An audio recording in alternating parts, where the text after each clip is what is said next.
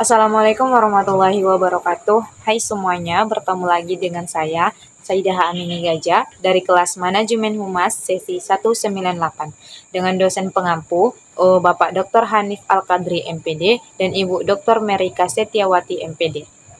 Nah, pada video kali ini saya akan menyambung tentang penjelasan materi saya dari video sebelumnya.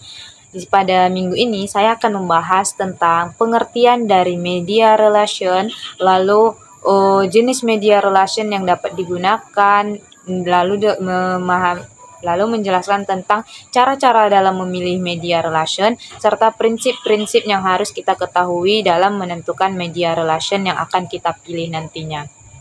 Nah, sebelumnya saya akan menjelaskan poin pertama, yaitu tentang pengertian media relation. Nah, kalau dilihat dari kata dasarnya, jelas bahwa media relation adalah terdiri dari dua kata, yaitu media dan relation. Media itu dapat diartikan sebuah alat, lalu relation itu artinya hubungan. Jadi media relation itu berarti media relation itu adalah hubungan dengan media, berarti makna implikasinya adalah bagaimana sebenarnya sebuah lembaga atau perusahaan ataupun organisasi mampu membina hubungan yang baik dengan kalangan media ataupun baik itu media cetak maupun media online-nya. Nah, selain itu, media relation juga bisa dimaknai sebagai sebuah usaha dari lembaga untuk mencapai pembuatan ataupun penyiaran yang bisa menjadi sangat maksimal atas sebuah informasi maupun pesan dari lembaga melalui tangan-tangan praktisi melalui tangan-tangan praktisi yang sudah ahli atau kehumasan dalam membentuk pengetahuan dan pemahaman khalayak atau publik dari lembaga tersebut, baik itu internal dan eksternal ataupun perusahaan di mana sumber berita dan informasi itu bisa dipublish melalui sebuah media yang nantinya melalui media yang kita pilih. Serta media relation ini menjadi sarana penunjang sampainya informasi yang ingin kita sampaikan kepada publik, baik itu terkait jasa maupun barang yang kita miliki. Jadi media ini dapat kita manfaatkan sebagai jalan tersampaikannya informasi yang ingin kita sampaikan kepada khalayak mengenai jasa maupun barang yang kita miliki atau produk yang kita miliki ini. Bagaimana caranya agar khalayak ramai itu dapat dengan mudah memahami atau tahu terkait dengan jasa atau produk yang kita miliki itu. Nah, dengan bantuan media ini, maka penyaluran informasi itu dapat terjadi dengan sangat cepat tanpa membutuhkan waktu yang lama. Nah, jadi dapat disimpulkan bahwa hubungan media atau media relation tadi adalah sebuah upaya strategis yang dilakukan oleh para profesional hubungan masyarakat atau yang kita kenal dengan PR untuk membangun dan memelihara hubungan positif dengan media massa. Hal ini melibatkan komunikasi rutin seperti siaran acara media untuk memastikan liputan atau informasi yang ingin kita sampaikan kepada khalayak itu akurat dan tepat waktu tentang kegiatan perusahaan, yang sangat penting untuk membentuk sehingga apa yang kita sampaikan tadi atau apa yang telah disampaikan oleh media kepada khalayak itu dapat membentuk persepsi dan reputasi publik terhadap organisasi atau lembaga kita. Nah, berarti hubungan media yang efektif, tentu di sini dibutuhkan dong hubungan media yang efektif untuk meningkatkan kredibilitas sebuah organisasi atau perusahaan itu, serta memperluas jangkauan audiens dan memfasilitasi manajemen krisis dengan menumbuhkan kepercayaan dengan jurnalis kita itu. Nah, pada akhirnya media relation ini berfungsi sebagai alat yang paling penting atau merupakan salah satu bagian yang paling penting bagi organisasi untuk mempengaruhi narasi dan mempertahankan citra yang baik di benak khalayak atau dalam pandang-pandang khalayak. Media relation melibatkan berbagai strategi untuk membangun dan menjaga hubungan positif dengan media massa. Beberapa jenis media relation yang umum digunakan dalam menyampaikan informasi organisasi kepada khalayak, yaitu yang pertama adalah pers konferensi. Nah, apa itu press konferensi? Yaitu dengan mengundang wartawan untuk berdiskusi tentang materi yang telah disiapkan. Jadi perusahaan telah menyiapkan sebanyak-banyaknya informasi dengan detail terkait informasi-informasi yang ingin disampaikan kepada khalayak. Berarti perusahaan atau kehumasannya dari perusahaan itu telah membuat informasi-informasi atau mencatat informasi apa saja nih yang ingin disampaikan kepada khalayak, agar khalayak ini mengetahui atau paham dengan produk yang ingin kita pasarkan atau jasa yang ingin kita berikan. Secara detail itu dicatat, lalu setelah kita mengundang wartawan, kita memberikan script atau informasi-informasi yang ingin disampaikan tadi. Ini berfungsi untuk menyediakan wawancara langsung dan pertanyaan-pertanyaan dengan para jurnalis. Otomatis di sini ada hubungan antara wartawan dan jurnalis, di mana jurnalis berperan dalam menyediakan informasi-informasi itu, menulis informasi-informasi itu, dan wartawan bertugas dalam menyiarkannya kepada khalayak melalui media, baik media cetak maupun media online atau melalui daring. Nah, kedua yaitu press briefing atau jumpa press. Apa itu press briefing? Itu penyampaian informasi singkat dan spesifik dalam sebuah kegiatan. Jadi selain mengundang wartawan untuk menyampaikan informasi, kita dapat melakukan penyampaian informasi itu melalui sebuah kegiatan. Jadi apabila ada kegiatan nih, ada perkumpulan atau acara yang diadakan oleh sebuah organisasi atau lembaga lain, nah di sana kita dapat mengumumkan secara langsung atau menyampaikan secara langsung terkait dengan informasi-informasi dalam perusahaan kita. Artinya juga melakukan promosi. Press briefing atau jumpa pers ini berfungsi untuk memberikan update cepat dan akurat tentang situasi atau event tertentu. Mengapa dikatakan demikian? Karena pihak kehumasan dari organisasi itu secara langsung menyampaikan kepada khalayak ramai atau kepada publik terkait dengan informasi dari perusahaan itu. Nah, lalu yang ketiga yaitu special event atau acara khusus. Apa yang dimaksud dengan itu? Yaitu acara yang tidak rutin seperti peluncuran produk baru atau peresmian cabang perusahaan baru. Ini berfungsi untuk menginformasikan perusahaan dan memberikan layanan kepada masyarakat. Nah, mengapa ini dijadikan sebagai sebuah media dalam penyampaian informasi atau yang disebut dengan media relation? Karena dengan seperti peluncuran produk baru atau peresmian cabang perusahaan, otomatis kita telah menyampaikan informasi bahwa lembaga atau perusahaan kita ini sekarang telah melejit atau berkembang karena sudah mampu membuka cabang-cabang baru dan meluncurkan produk-produk terbaru. Otomatis secara tidak langsung banyak informasi yang kita sampaikan kepada khalayak yang tidak kita ungkapkan secara langsung tapi melalui acara khusus tersebut. Nah, fungsinya tadi yaitu menginformasikan kepada perusahaan dan memberikan layanan kepada masyarakat. Jadi layanannya itu lebih luas lagi karena telah memiliki cabang-cabang perusahaan yang baru. Nah, selanjutnya media yang dapat digunakan untuk sebagai media relation yaitu kunjungan media. Apa yang dimaksud dengan kunjungan media? Yaitu berkunjung ke kantor media atau lokasi perusahaan untuk memberikan informasi langsung. Nah, di sini tentu tanpa peran sebuah orang jurnalis, tetapi dia menyampaikannya secara langsung.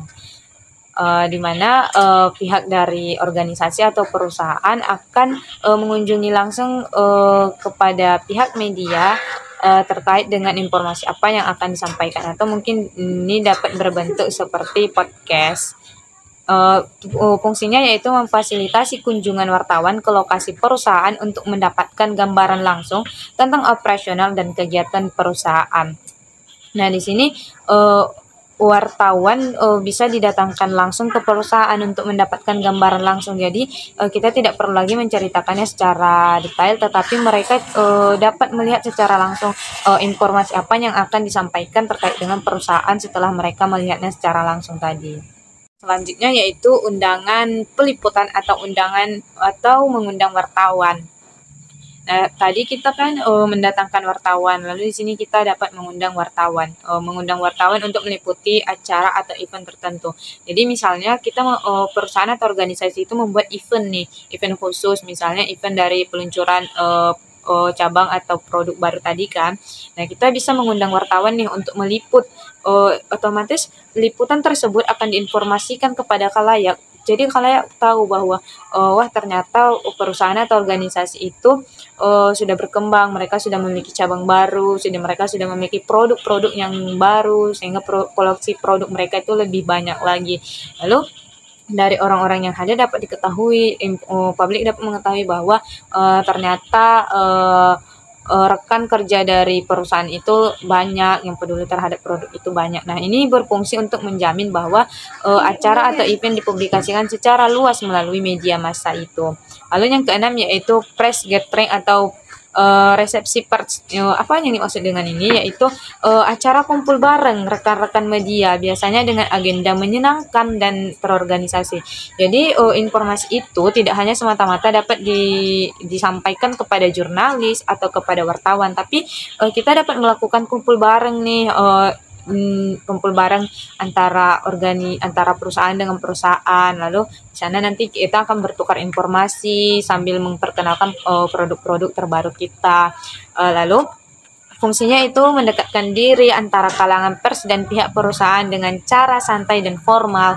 Jadi ini itu tidak terlalu formal kegiatan dalam penyampaian informasinya. Selanjutnya yaitu newsletter atau majalah intrend. Sarana promosi perusahaan yang berisi tentang informasi perkembangan, kemajuan, dan kegiatan perusahaan. Nah, ini berfungsi untuk membantu membangun citra positif perusahaan dan memberikan informasi yang relevan kepada staf dan stakeholder internal. Lalu selanjutnya yaitu melalui laporan tahunan. Dokumen yang berisi tentang perkembangan dan kemajuan perusahaan selama 1 tahun terakhir. Dari hasil laporan tersebut dapat dilihat bahwa informasi-informasi terbaru terkait dengan perkembangan dari perusahaan itu. Nah, ini berfungsi untuk menjaga image dari image positif perusahaan dan menyajikan informasi yang positif dan relevan tentang kegiatan perusahaan karena diambil dari laporan-laporan bukti dari perkembangan perusahaan itu. Jadi data-datanya atau informasinya bisa relevan dan dapat dipertanggungjawabkan. Nah, selanjutnya media relation yang dapat dimanfaatkan yaitu roadshow.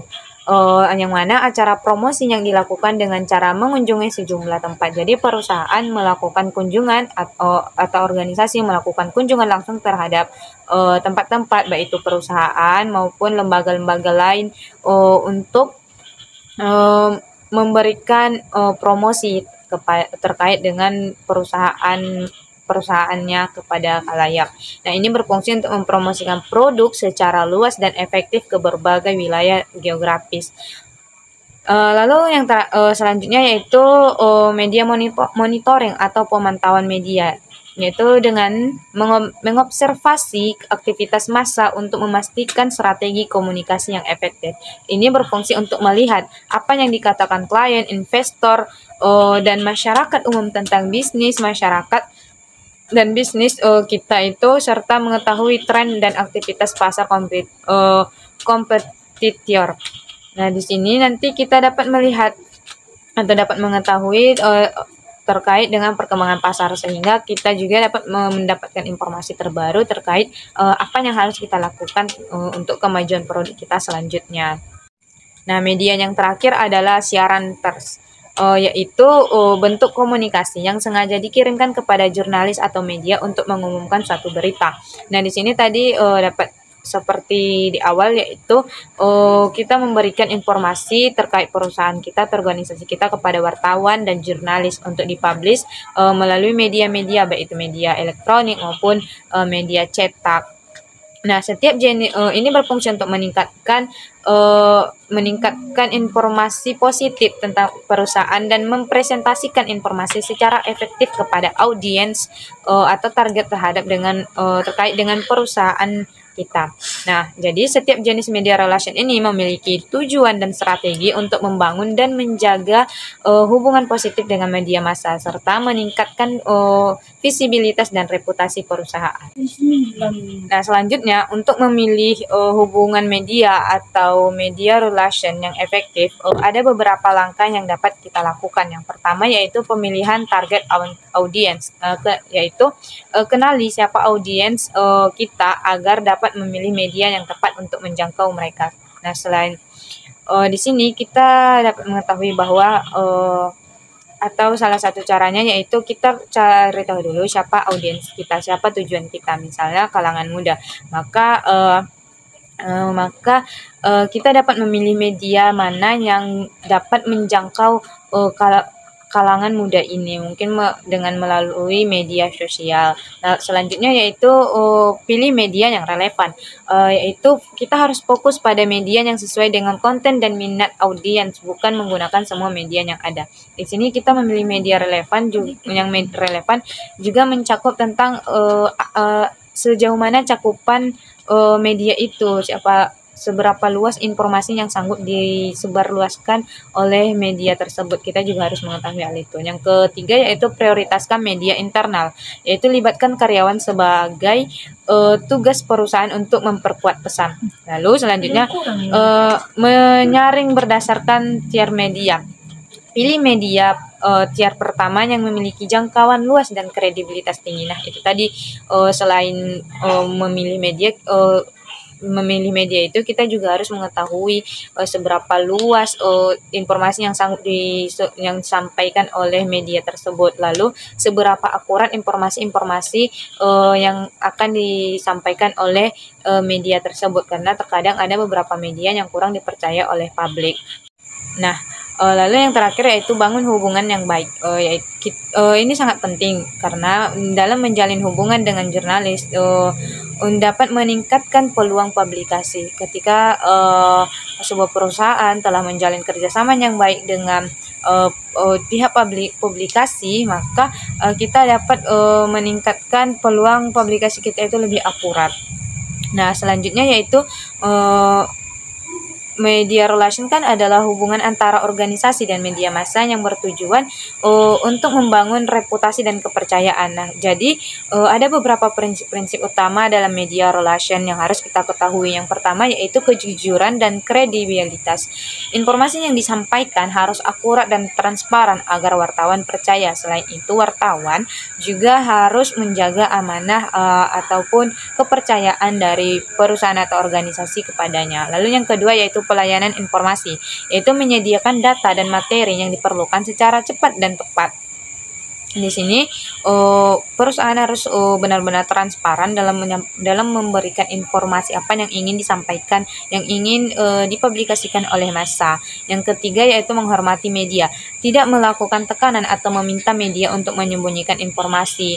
Nah, ini tentu sangat penting, yaitu kita tidak boleh memberikan tekanan terhadap media, baik itu media media massa maupun media cetaknya, karena mereka tentu memiliki tugas yang cukup berat. Lalu kita tidak boleh meminta media untuk menyembunyikan informasi-informasi buruk dari kita, artinya real dan benar-benar terbuka informasinya, tidak ada yang disembunyikan. Lalu yang keempat yaitu membangun hubungan positif, yaitu dengan memelihara hubungan yang saling menguntungkan dengan media. Lalu yang terakhir, memahami media, mengetahui karakteristik dan kebijakan editorial dari media. Di sini kita harus memahami media tadi, seluas mana cakupannya, bagaimana pengaruhnya terhadap publik, dan bagaimana mereka mampu menjaga mampu menjaga kepercayaan dari organisasi. Nah, mungkin sekian yang dapat saya sampaikan pada pembahasan terkait dengan media relation public relation atau menjalin hubungan dengan media dalam public relation. Sekian dari saya. Assalamualaikum warahmatullahi wabarakatuh.